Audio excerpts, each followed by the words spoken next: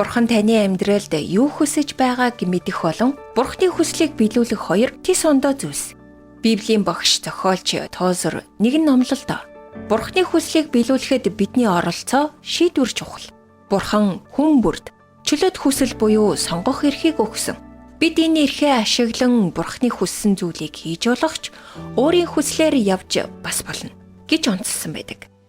Тозер номдоо Бурханы хүслийг биелүүлж амьдарсан хэд хэдэн жишээг дурдахдаа хуучин гэрээнд Яаковын ам тангараг Даниэл зүрхэндээ шийтсэн гэдгийг онцолсон бол шинэ гэрээнд Есүс эзэн хамгийн төгс жишээг үзүүлсэн. Тэр зүрхээ төмөр мэт хатууруулан загалмай руу эргэлт буцалтгүй алхсан гэж бичсэн байдаг.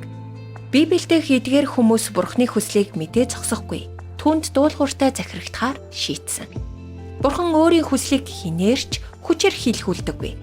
Бурхан бидэнд сонгох эрх хүслийг чөлөөтэй өгсөн нь Бурханы хүсэл үү, миний хүсэл үү гэдэг асуулттай нүүр тулахад Бурханд таалагдах зүйлийг хийх тал дээр баттай зогсоход тусалдаг. Израильчууд Йошуагийн удирдлага доор амласан газарт орсны дараа Йошуа насан өөд болох төгсөж байлаа.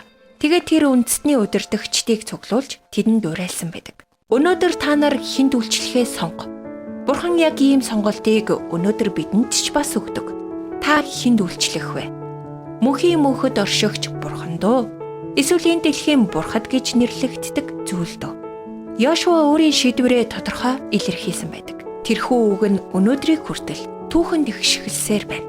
Харин би болон манай гэрээ хэн бэ? Эзэнд үйлчлэнэ. Йошуа 24:15.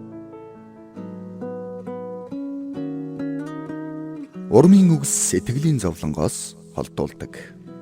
Хадагтай Дарлин Салагийн урам зоригийн үгс нэвтрүүлэг танд хүрлээ. Бидэнтэй холбогдох утас 8085 99 тэг тэг.